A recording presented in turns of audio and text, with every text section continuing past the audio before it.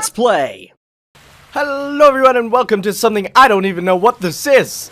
Nakarisu or Narcisu. I don't know what this is. I found it while browsing TV tropes for visual novels, and this one was in the free section, so I have no idea what this is. She looks really dead in her eyes, and so I'm actually going to be reading this for the first time right now, because I'm bored.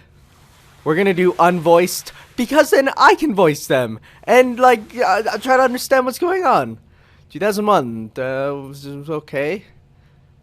Oh, that's lovely.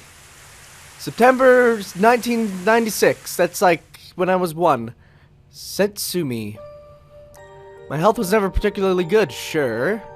I was able to attend primary school like anyone else. In the summer holidays, I was able to play till the sun burnt me black. That's slightly racist. Actually, no, it's not. It was June, just after I entered middle school. It's just before the midterm tests. I'm so glad we don't have those. It was the day after I ordered a swimming costume for the summer. That was the first day I was admitted to the hospital. It was a cold, unpleasant, drizzly day, much like it is right now. Here. Talking about me, not the in-game girl.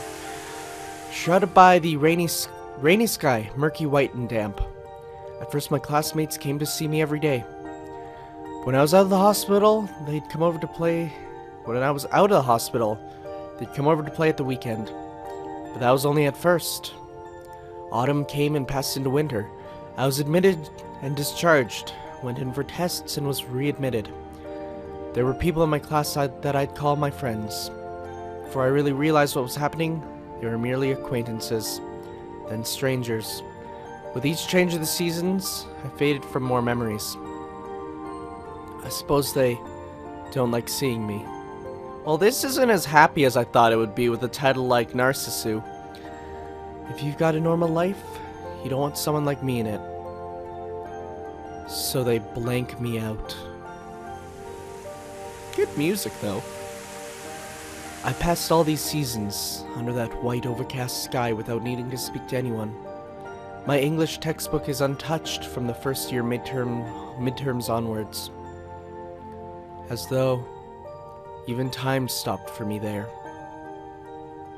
Stage Nana, Volume 24. That's a very anime thing to say. It's like, just, what is with the titles? I don't know. Well, this is normal. Early summer 2004. Protagonist.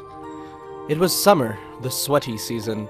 We were all staring intently at the display board.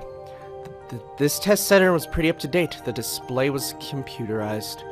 The lights on it, the indicators of success, were beginning to come on. We were all watching for our own numbers. 237. 237. About 80% of the lights flickered on. Mine was among them. I took the train home. It was a quiet time of day. The rattling, swaying carriage was practically empty. In my left hand, the copy of the highway code they gave me. In my breast pocket, a brand new driving license. I still need to get one of those. So now I'm a driver too. I tried to whisper it as though it were a profound thing, but it didn't actually excite me all that much. I hadn't particularly wanted to be able to drive, and that's probably why I don't have my driver's license. It wasn't that I had any other motive for taking the test. It was just what all my friends were doing. Oh, don't give in to peer pressure, dude. That night, I told my parents that I got a license. All they said was, well done. Tried asking to borrow the car just to see what would happen. All they said was, not now. I hadn't been expecting anything else. It was an entirely predictable response. That's just the kind of parents I have. The next day I woke up with an excruciating pain in my chest, bad enough that I took it straight to hospital. I wasn't particularly well acquainted with the place at the time. There was a long wait to be seen, long and tedious. Probably because of healthcare, which I gotta admit is nice, but the wait times suck. When at last they straightened up, I thought the examination was over. Then it turned out I was being taken for x-rays and blood tests. I've actually never been to the hospital, so this is sounds quite scary. Then there was another long wait. I read 3 whole issues of Jump in the waiting room that day. Then, as I reached out for the 4th, they came and took me away. I was in the middle of reading about how Luffy fought Toriko. It was amazing. My brand new driving license was still in my breast pocket. apparently I wasn't gonna have the chance to use that quite yet. Protagonist, autumn 2004. It was about that time of year when the cicadas finally started to shut up. I was in hospital, as usual. Oh, I hadn't been there all summer. I'd been in and out, back and forth, on and off. I'd had my first operation the previous month. They discharged me afterwards, but I still had to go back in a lot. Thankfully, it was only 5 minutes by moped. And so the cycle continued. Admission, discharge, tests, readmission, and on, and on, and on. Whether it was for PET scans, the first thing I thought of when I read that was Mega Man. Or the Uresa treatment. I've never heard of that. I don't know, but before I knew it, the cycle had been going on for months. My appetite shrank, while the number of medicines I was expected to swallow just kept on increasing. I felt like I could literally see myself getting weaker. Even my legs seemed to be withering. What do you have? You haven't actually said it. It wasn't my imagination. I would weigh myself, and the needle of the scales would confirm it. And yet, somehow it didn't really seem all that personal. It was like I was watching it happen to someone else, like it was a scene from some TV drama. I was unable to understand what was happening with my body. All of a sudden, I hadn't even grasped that the changes were real. Though it was as personal as anything could be, still I could only observe from a far and disinterested position. Winter 2004. A winter's day. It was that time of year when municipal Christmas decorations were dismantled. They let me go home for New Year. It was only a temporary thing, but it was a welcome change. I arrived home amid sleet, and driving rain. Yeah, going home... Oh wait, no, he can't drive, so I was gonna say driving and sleeping would be bad, but I don't think he's driving, is he? I don't know. For some reason, the whole family was there to greet me.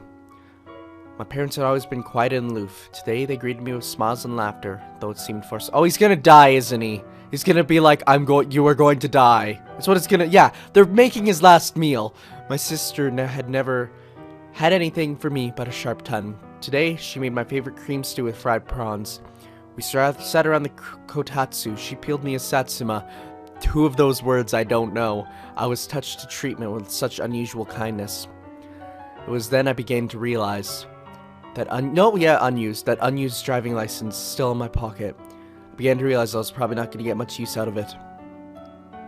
That's when I thought, as the forced smiles and false cheer washed over me. That's all I thought, in the same calm, vague, detached way that I've been thinking about this whole affair. January 2005. I returned to the hospital in the new year. For once, I didn't return straight to the 4th floor. Instead, I was taken to a different room, a discussion room. He's gonna die, isn't he? My father was there with me, and there was a doctor as well. They talked to me, or rather, at me. I listened, was made to listen. Turned out that this is what they call disclosure. The doctor took a long time to explain everything, and used a lot of long words in the process, as doctors do.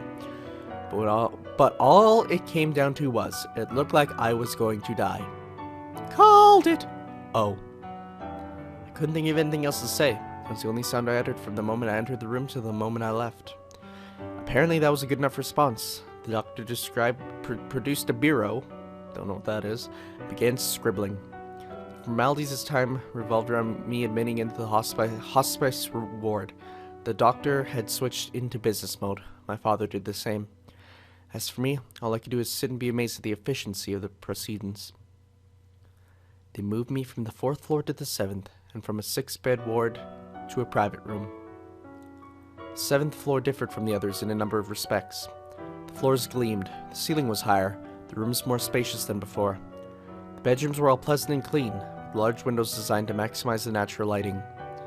He's gonna die at the end of this game, and it's gonna be sad, isn't it? Maybe I picked the wrong game out of the 2 visual novels I installed to do first. But these windows were not designed to open. When pushed to the fullest extent, the gap was still so narrow that I couldn't get my head quite through it. There's actually a reason for that. They don't do that in hospitals, because if someone commits suicide by jumping out the window in a hospital, the hospital has to pay fees for stuff. So that's why they don't have it at hospitals or hotels. So, the more you know! One other thing was different. The color of the patient's identification wristbands. I'd been wearing one of these ever since I first admitted the hospital. They were just plastic bands with the patient's name and blood group on them. My old one had been blue, this one was white. Oh, white, that's foreshadowing for death. I was introduced to the 7th floor. High ceilings, white wristbands, and windows that only open 15 centimeters. Still that time of year when all you can get on TV is boring, festive programs. That, in a way, is how I came to meet her. Narcissu. Winter 2005, the 7th floor. I'm actually probably going to stop it here because I kind of need to get to school. So, yeah. Thanks guys for watching. This will be I don't know how long this game is. I was just bored and wanted to read a visual novel and thought, why not narrate it and give my thoughts? So, yeah. Narcissu. Fun times.